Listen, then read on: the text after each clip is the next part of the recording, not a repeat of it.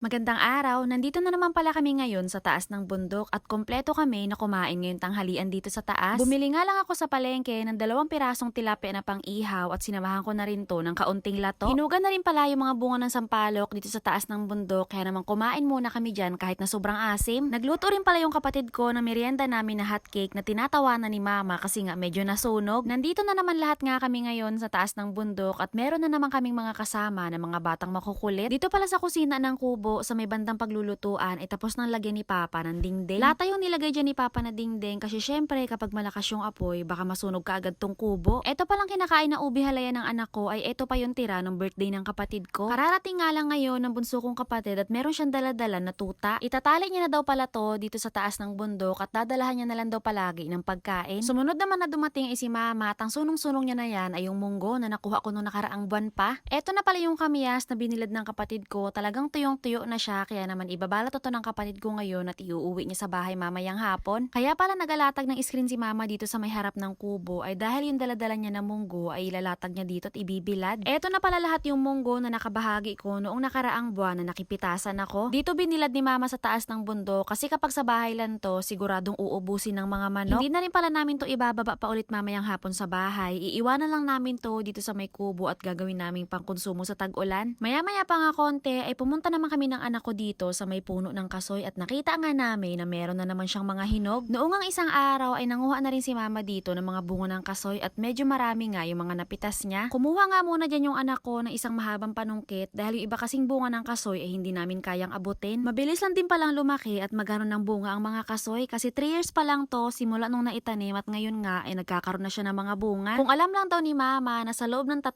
taon ay magkakaroon na kaagad ng mga bunga ang kasoy, dapat daw dati pa dinamihan niya na ang mga tanim. At dahil nga 3 years pa lang siya ay nagkaroon na ng bunga at napapakinabangan namin, dapat daw ngayong taon ay makapagtanim ulit kami na maraming kasoy. Talagang paborito to ulamin ni Mama pero ako ang gusto ko talaga dito ay yung buto niya. 3 piraso nga lang yung nasungkit namin dyan at yung isang piraso ay biniwasan pa kaunti ng paniki at pagkarating nga namin dito sa kubo ay ginayat na rin ng kapatid ko at kinain na namin. Nagparikit na rin pala ako dyan at habang nagpapabaga nga ako dyan ng aking pag-iihawan ay si Papa dito sa may gilid ng kusina ay naglilinis. Gusto ko rin palang ipakita sa inyo itong bago namin tadtaran. Mukhang kami ang mag-a-adjust tuwing magagayat kasi hindi namin kayang buhatin. Eto pala mga puno ng saging na nakatanim malapit dito sa may kusina ay nilinis na at pinagtatanggal ni Papa. Nasa 3 puno yata dyan yung tinanggal ni Papa at meron siyang tinira na 1 puno. Yung mga pinagpuputol pala dyan ni Papa ng mga puno ng saging ay dito niya nalang nilagay sa may gilid ng kubo. Yung bunso ko palang kapatid ay umalis siya saglit dito kanina sa may kubo at pagkabalik niya nga meron siyang daladala dito na isang buko na 1 piraso. Sabi nga namin sa kanya dito ay gamot tong daladala niya na buko kasi nag-iisa lang. Ito kami lahat na nandito sa taas ng bundok at itong daladala niya na 1 pirasong buko, ang mangyayari nito ay talagang tikim-tikim na lang. 1 piraso na nga lang yung buko na daladala niya tapos ang liit-liit pa. Yung mga bunga pala ng nyog dito sa taas ng bundok ay talagang ganito lang siya kaliliit. Kahit nung nakaraang taon ganito lang talaga siya kaliliit. Marami rin palang mga nakatanim na puno ng nyog dito sa taas ng bundok pero sa dami na yon iisa lang yung nagabunga. Ito palang talaga yung unang beses na makakatikim kami ng buko na galing mismo dito sa bundok ng Tralala. Sa loob ng higit 14 years na tinanim to ay noong nakaraang taon lang din kami talaga nakatikim ng mga bunga niya. Hindi kami nakatikim ng buko noong nakaraang taon dahil nakita na lang kasi namin yung mga bunga ng nyog ay natuyo na lahat. Saktong tapos nga namin dito sa pagkain ng buko ay saktong dating naman ng isa ko pang kapatid na lalaki. Ang bitbit niya pala dyan ay margarine at saka itlog na gagamitin mamaya sa paggawa ng hotcake at meron din siyang daladala na isang yelo. Nagkaroon na nga ng maraming baga yung pinarikit ko kanina kaya naman magsisimulan na rin ako ngayon sa pagluto ng ulam namin ngayong tanghalian. Meron din palang natiba dito si Papa na isang buwig na solo na saging at isasabit niya na lang to dito sa may ilalim ng kubo at para kapag nahinog na meron kaming kain-kainin. Nung binalikan ko dito yung iniihaw ko na 2 pirasong isda ay nakita ko na luto na kaya naman maya-maya lang konti ay hinango ko na rin. Meron din pala kaming lato na ulam at paborito namin to dito lahat sa bundok. Medyo marami na talaga yung kanin na dinala ko dito para siguradong hindi kami lahat mabibitin. Meron din pala kaming kaunti dito na ube halaya na tira pa kahapon ng birthday ng kapatid ko. Nung okay na nga lahat ng ulam at nailagay na lahat sa lamesa ng kakainin ay nagsimula na kami dito sa pagkain. Nakalimutan pa nga namin magdala dito sa taas ng bundok ng kamatis. Masarap kasi yung nasawsawan ng inihaw pero okay lang basta ang mahalaga meron kaming bagoong nadala. Masarap ulamin ng inihaw na isda tapos meron siyang kasama na lato. Sabi nga pala dito sa akin ng mga kapatid ko na lalaki dapat daw dinamihan ko ang binili ko ng mga lato. Kanya-kanyang kuha na kami ng pagkain namin at syempre kanya-kanyang pwesto na rin. Walang naiwan ngayong tanghali sa bahay talagang halos lahat kami dito kami kumain ng tanghalian sa taas ng bundok. Talagang ang dami naming nakain lahat ngayong tanghalian dito sa taas ng bundok. Tapos yung mga kapatid ko na lalaki, yung mga sausawan nila merong sili, kaya naman talagang sarap na sarap sila. Hindi kami nabitin ngayon sa baon-baon namin na kanin at meron pa nga natira na mga kaunti at yung kaunti nga na yun ay pinakain na lang namin sa mga aso na nandito. Fast forward nga tayo, pagkatapos namin kumain ng tanghalian dyan, ay nag-idlip muna kami lahat saglit at pagkagising nga ay nagpapa kami ng sampalok. Yung sampalok kasi na malapit lang dito sa may kubo ay marami daw bunga, sabi ni mama, kaya naman namulot nga siya dito ng ilang piraso at pinunta niya dito sa may kubo. Kapag napapanood ko nga ang video na to na kumakain kami ng kapatid ko, hanggang ngayon ay talaga namang nangangasim ako. Maasim na maasim siya, pero kapag sinawsaw naman siya sa may suka na may bagoong, ay medyo nawawala yung pagkaasim niya, pero pagtagal maasim pa rin talaga. Pagkatapos pala namin kumain dito ng sampalok ay nagsimula na yung kapatid ko ditong magtimpla ng hotcake na lulutuin niya para mamaya. Dahil nga maraming bunga yung sampalok na sabi ni mama, kaya naman pumunta muna ako dito saglit sa may puno niya para manungkit. Sobrang asim niya pero nanghihinayang ako sa managing bunga niya, kaya naman ang gagawin ko ay susungkitin ko lahat at lulutuin ko sa isang araw. Gagawin ko tong minatamis. Gaya ng ginawa ng kapatid ko dun sa may minatamis niya na kamyas, ganun din ang gagawin ko dito sa may sampalok. Halos lahat sa mga nakuha ko ay mga pinagsusungkit ko at pinagpupulot ko na nga lang dito sa may baba at medyo marami din naman yung mga nakuha ko. Pagkabalik ko nga dito sa may kubo ay nagsimula na rin pala magluto dito ng hotcake yung kapatid ko. Si Papa naman ang ginagawa niya ay nagabitak siya ng buho at yung mga buho na to ay ito yung gagawin niya mamaya na dingding. Kaninang umaga pala pag-akit ni Papa dito sa taas ng bundok ay meron siyang daladala na isang manok. Ito pala yung ikukulong ni Papa dito sa may baba ng kubo. Yung mga sampalok pala na pinulot ko kanina ay sinalin ko na muna dito sa may timba at itong balanan ko ay gagamitin ko kasi ito mamaya kapag pauwi. Marami na nga naluto dyan na hotcake yung kapatid ko at syempre habang naluto siya ay kumakain na rin kami. Medyo malakas yung apoy na nagluluto yung kapatid ko kaya siguro nasunog tong niluluto niya na hotcake. Si mama nga dito na nakikikain na lang ay namumula pa, maitim daw yung luto ng kapatid ko. Malapit na nga rin pala kami nitong umuwi at habang hinihintay nga namin si Papa na matapos sa ginagawa niya ay yung kapatid ko ay namulot muna ng mga panggatong niya. Unti-unti ay malapit na rin matapos ang ginagawang kubo at 2 dingding na lang ang kailangan, malapit na rin matapos yung kwarto. Maya-maya pa nga konti nung matapos na si Papa dyan sa ginagawa niya ay nagaintindi na kami dito para umuwi. Medyo mataas pa nga din pala dyan ang araw nung umuwi kami. So yun lang for today's video, bukas ulit. Thank you for watching!